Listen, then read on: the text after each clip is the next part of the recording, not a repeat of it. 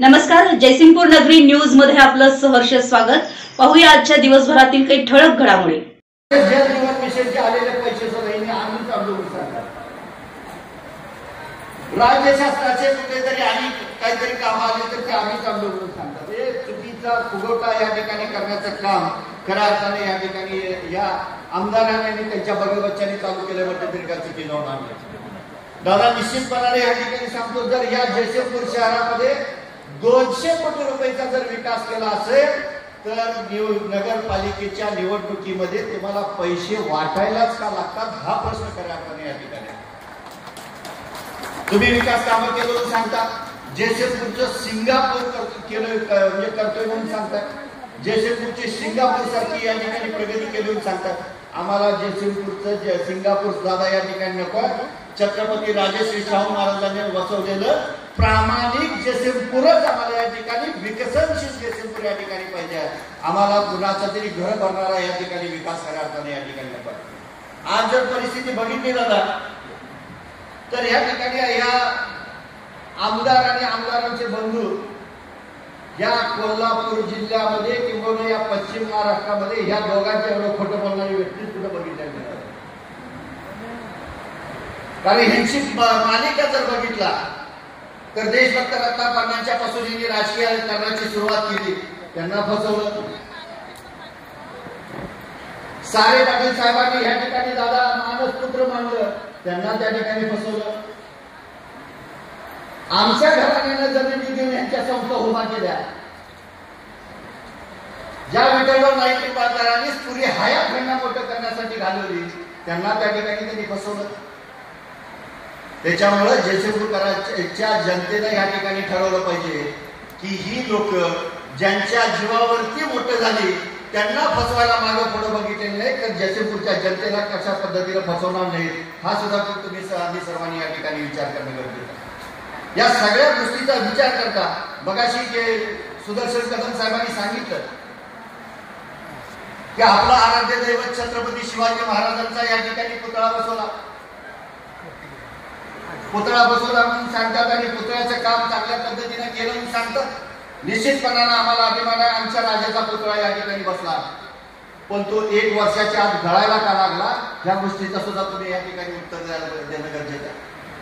दादा मे मध्ये उद्घाटन केलं आणि दादा जून मध्ये पाऊस चालू झाल्यानंतर ते स्मारक त्या ठिकाणी खासदारचं गळायला चालू झालं।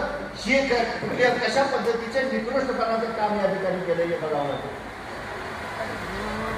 दादा छत्रपती शिवाजी महाराजांचा पुतळा गळतोय, जायनापूरचा वाडा कधी गळलेला नाही ऐकलं।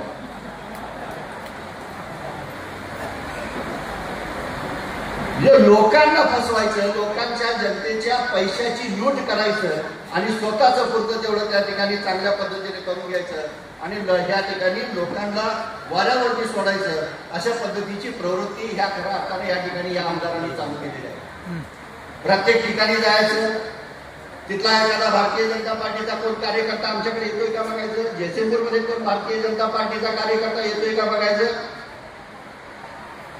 मी सुद्धा दादा भारतीय जनता पार्टीचा जिल्हाध्यक्ष, माझा मुख्यमंत्री आहे। येणाऱ्या काळामध्ये भारतीय जनता पार्टीला डिवचलेल्याचं उत्तर खऱ्या अर्थाने येत्या 6 महिन्यात नाही दिलं ना तर भारतीय जनता पार्टीचा जिल्हाध्यक्ष म्हणून नाव लावलं। जिथल्या तिथं उत्तर देण्याची ताकद खऱ्या अर्थानं आमच्या ठिकाणी आहे। 6 फायली माझ्याकडे पण दादा तयार आहे। ईडी आपण आजपर्यंत या पुणे विभागात, मुंबई विभागात किंवा आणि कुठेतरी दादा बघत आहोत, पण येणाऱ्या 6 महिन्यामध्ये ईडी ही जयसिंगपूरमध्ये आलं तरी तुम्ही कोणी काय वाईट वाटून घ्यायची काय आवश्यकता। ईडीच्या धाडी ज्यावेळी पडतील त्यावेळी निश्चितपणानं काही लोकांना 100 दिवस आज जायला लागलं, काही लोकांना 200 दिवस आज जायला लागलं, काही लोकांना तिथल्या लोकांना हयात आज जायला लागेल अशा पद्धतीची परिस्थिती या ठिकाणी निश्चितपणाने या ठिकाणी 1.5-2 हजार कोटीचा या ठिकाणी भ्रष्टाचार तुम्ही करायचा प्रयत्न केला। जमिनी लाटायच्या, या ठिकाणी दिलेल्या जमिनीवरती चुकीच्या पद्धतीने ऑर्डरिंग करायच्या आणि त्या ऑर्डरिंगच्या माध्यमातून खऱ्या अर्थाने या ठिकाणी तुम्ही त्याच्यात माया गोळा करायची आणि त्याच्या जीवावरती या शिरोळ तालुक्याला विकत घेतो ही प्रवृत्ती या ठिकाणी निर्माण करायची। अशा पद्धतीचा या ठिकाणी येणाऱ्या आमदाराला निश्चितपणाने या ठिकाणी आजची पालिकाची निवडणूक अब तो ये जाती है 29 की विधानसभा अभी बाकी है। निश्चितपणानं आजचं पायाभरणी तुम्ही नगरपालिकेच्या माध्यमातून या ठिकाणी करून दिला तर 29चा सुद्धा या ठिकाणी कळस हा निश्चितपणानं तुमच्या आमच्या सर्वसामान्य लोकांना हवा असणारा सामान्य माणूस या ठिकाणी त्या ठिकाणी कळसावर बसलेला दिसेल हा निश्चितपणाने विश्वास तुम्हाला या ठिकाणी मी देतो। डॉक्टर बाबासाहेब आंबेडकरांचा पुतळा या ठिकाणी स्मारकाच्या बाबतीमध्ये सर्वांनी या ठिकाणी आता आपली भूमिका या ठिकाणी स्पष्ट केली। कशा पद्धतीने या ठिकाणी बाबासाहेबांच्या पुतळ्याची सुद्धा विटंबना करण्याचं काम ही मंडळी या ठिकाणी चालू केलेले राजकीय लोभापोटी स्वतःच्या राजकीय स्वार्थापोटी खऱ्या अर्थानं त्या ठिकाणी छत्रपतींचा आणि बाबासाहेबांचा नावाचा वापर या ठिकाणी करायचा आणि त्यांना कुठेतरी धूळ खात काढू द्यायचं अशा पद्धतीची परिस्थिती या ठिकाणी निर्माण करून दिली। ज्या 1251 साठी आंदोलन झालं या तालुक्याचे पालक म्हणून त्या ठिकाणी तुम्ही आमदार म्हणून काम करता त्या दलित कुटुंबावरती लाठीचार्ज करण्याचे आदेश तुम्ही का दिला हा सुद्धा प्रश्न या दलित समाजाच्या लोकांच्या समोर तुम्हाला या ठिकाणी सांगावं लागेल। अरे जी त्या लोकांची माफक अपेक्षा काय होती तर डॉक्टर बाबासाहेब आंबेडकर ज्यांनी घटना लिहिली ज्यांनी राष्ट्रपतीला आणि साध्या माणसाला सुद्धा मताचा अधिकार त्यांनी एका मताचा अधिकार दिला त्या डॉक्टर बाबासाहेब आंबेडकरांचं स्मारक हे निश्चितपणाने या जयसिंगपूर शहरामध्ये झालं पाहिजे आणि त्या स्मारकाच्या माध्यमातून खऱ्या अर्थानं इथल्या सर्वसामान्य कुटुंबातल्या मुलांना येणाऱ्या काळामध्ये स्पर्धा परीक्षेसारखं एक मार्गदर्शन केंद्र त्या माध्यमातून उभं राहिलं पाहिजे ही भूमिका खऱ्या अर्थानं त्यांची होती। पण त्यांच्यावर सुद्धा अत्याचार करण्याचा प्रयत्न या ठिकाणी केला। प्रत्येक गोष्टीमध्ये पैसे खायचे आणि लोकांना दहशत या ठिकाणी निर्माण करून द्यायची आणि काही मी एक वाक्य व्हॉट्सअपला साहेब ऐकलं सबसे बडा डर यड्राव डर तिथं बसलेल्या एकाच्याही केसाला जर धक्का लागला तर तुम्ही ज्या गावचे पाटील आहात त्या गावचा इनामदार तुम्ही पण तुम्हाला जिथल्या तिथं जागल्याशिवाय मागे पुढे बघणार नाही हा सुद्धा विश्वास करण्यात या ठिकाणी अजिबात जमणार नाही। सामान्य माणसाला या ठिकाणी खुल्या वातावरणामध्ये निवडणुका झाल्या पाहिजेत। दहशतीखाली आणि दडपशाहीखाली कुणी इथं या ठिकाणी काम करायची गरज नाही। सामान्य माणसाला या ठिकाणी मताचा अधिकार आहे तो पवित्र मताचा अधिकार चुकीच्या पद्धतीनं दहशतीखाली कोण जर इथं मोडून काढण्याचा प्रयत्न जर कोण करत असेल तर हे अजिबात या ठिकाणी चालणार नाही।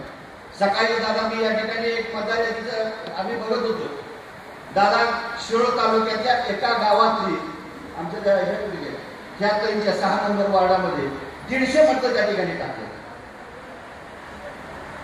सांगायचं तात्पर्य काय की जर तुम्हाला तुमच्या विकास कामावरती आणि तुमच्या कर्तृत्वावरती जर विश्वास असेल तर बाहेरची लोक तुम्हाला मतदानासाठी त्यांच्या प्रभागामध्ये का यावे लागतात का आणावे लागतात त्या मतदार यादीमध्ये का घालावे लागतात हा सुद्धा संशोधनाचा या ठिकाणी निश्चितपणाने विषय।